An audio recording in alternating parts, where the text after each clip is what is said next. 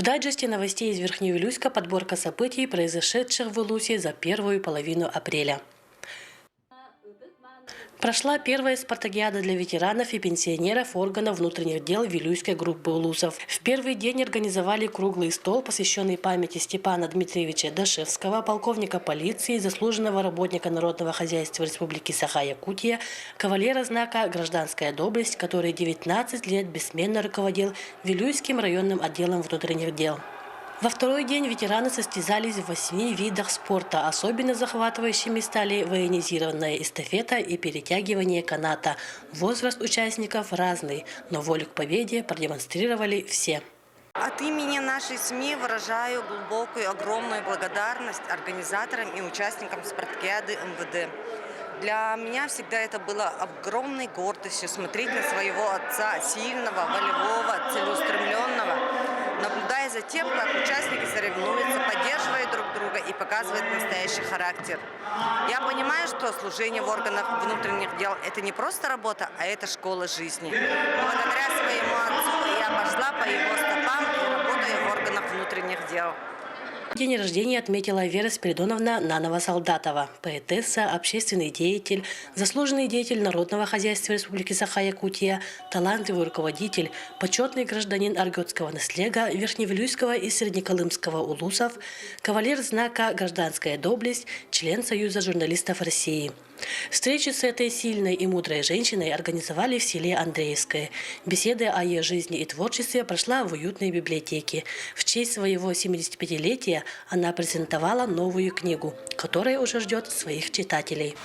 На днях вышла моя новая книга, небольшая, состоит из 78 стихов о жизни, о судьбе, о родине, о любви, конечно. И туда вошли мои 3 социально значимые содержательные интервью о судьбе своего народа, о языке, о любви к родине, о секретах руководящей работы. Вот 3 большие интервью. Проект «Жизнь прекрасна» работает уже 3-й год. Здесь проводят встречи на разные темы. Сегодняшние гости – ветераны культуры. Всю свою жизнь они посвятили служению искусству, сохранению культурного наследия, воспитанию подрастающего поколения. А это мероприятие – дань уважения их труду и мудрости. 9 ветеранов по очереди рассказали о своей личной жизни, о выборе профессии, про лучшие годы работы и самые запомнившиеся яркие творческие моменты.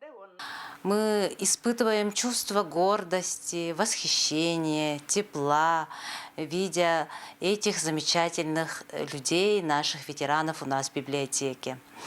Это настоящие столпы нашей культуры, носители уникальных знаний и воспоминаний.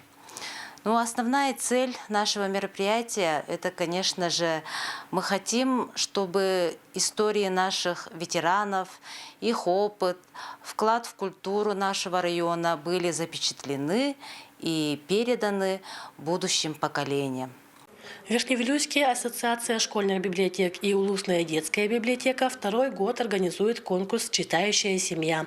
В этом году участие приняли 9 команд. В конкурсе всего 5 этапов. Визитка, интерактивная викторина, объяснение фразеологизмов, перевод стихотворений, упорядочивание пословиц. Все этапы показывают, насколько семья начитана, их словарный запас и командную работу.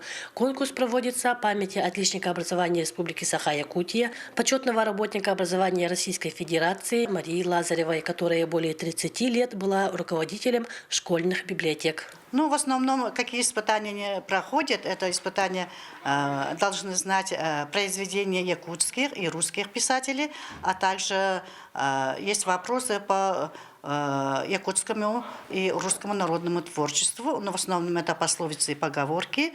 И также есть такой этап, где переводят стихотворения с русского на якутский язык. И, конечно, мы желаем всем семьям, чтобы у них были успехи, чтобы они всегда привлекали своих детей к чтению. Рок-музыканты с разных уголков республики приехали на фестиваль живой музыки «Көңіл Саха», который провели в Верхневилюйском Улусе. Этот конкурс посвящен памяти Нюргуна Николаева, солиста групп «Уолан» и «Баянай». Больше 20 групп выступили на сцене этим днем. Множество талантов показали себя и полюбились зрителю. Возраст участников был без ограничений. Самобытный якутский рок, как всегда, заполнил полный зал фанатов, объединив поколения.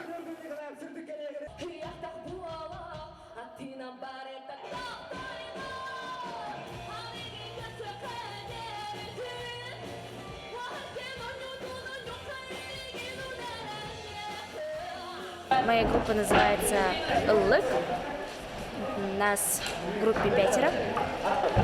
Сегодняшний день вот это вот насыщенный, красивый, очень хорошо прошелся наш фестиваль «Көңіл Саха» день. Мне очень понравилось, и хочу пожелать всем участникам также развиваться в музыке, всем хорошего здоровья. Весна встает в свои права, начались теплые солнечные дни. Ежегодный праздник проводов зимы провели и в селе Верхневилюйске. Народное гуляние сопровождается концертной программой, ярмаркой с вкусной разнообразной едой и спортивными состязаниями между микрорайонами. Больше всего радостных эмоций видно у детей. Для них открыли каток, приехал буран с санками и бананом, организовали активные игры и конкурсы. По-настоящему весенняя ясная погода добавила всем хорошего настроения.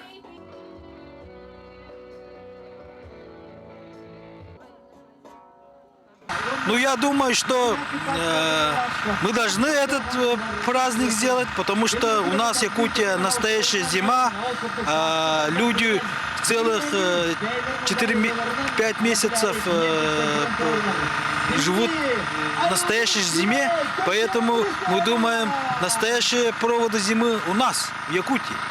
Поэтому у нас в этом году, ну, вообще каждый год очень много людей участвуют в этом празднике. Также в Улусе провели командно-штабные учения по ликвидации природных пожаров и проверке готовности пункта временного размещения. Задействовано 138 человек личного состава и 26 единиц различной техники. Вся техника и оборудование находятся в исправном состоянии и полностью укомплектованы. В смотре участвовали ОГПС номер 12, районная больница, СДПК техникума, ГАУ Якутлесресурс, лесничество, авиалесохрана и все причастные организации. Практическая часть тренировки была в местности Тюгахтей. Первая вводная – это тушение ландшафтного пожара, вторая вводная – переход пожара на лесной массив.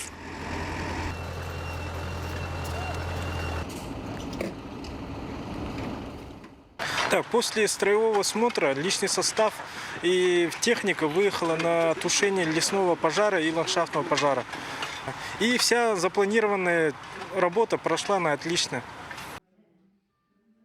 В Верхневилюйске начали социальный проект «Мама в ресурсе» для женщин, воспитывающих детей с инвалидностью и которым нужна помощь в физической и эмоциональной разгрузке.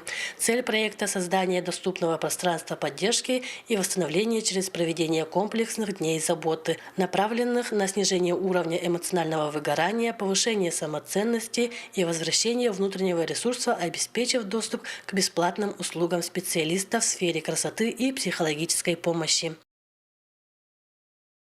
Для мам это возможность хотя бы на один день перестать быть только опорой и почувствовать, что опора есть и у них. Мы научились в мастер-классах делать сережки, мыло, свечи, также профессиональные визажисты, парикмахеры сделали нам прическу, макияж и плюс фотосессия.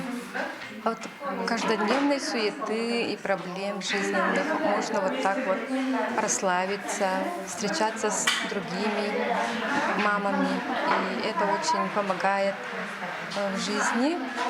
Много интересов можно узнать и разные проблемы даже можно обсудить. Это все очень помогает душевно. Впервые деловую игру для юношей «Басхан» провели в Верхневилюйске 13 лет назад, а сегодня этот конкурс уже 6-й раз проводится на республиканском уровне. В этом году «Басхан» приурочен 130-летию государственного и политического деятеля Степана Васильева. 15 участников приехали из 9 районов, прошли 5 этапов, показывающие их лидерские качества, интеллектуальные и творческие способности. Также, изучая свою родословную в несколько поколений, они делают семейный архив и сохраняют историю своей семьи. Эти юноши – будущие управленцы и руководители, молодые лидеры, патриоты своей родины. Деловая игра «Басхан» мне дала очень много. То есть, во-первых, проявлять свои мысли, уметь выражать их перед сценой, перед публикой. И моим самым понравившимся этапом было древо семьи. Здесь я наконец-то изучил свою родословную. До этого момента я не знал своих прапрадедов, прапрабабушек, и благодаря этой деловой игре я узнал про себя многое и про своих древних родственников. И хотел бы выразить благодарность этой игре, и чтобы она дальше развивалась и дальше развивалась в больших кругах.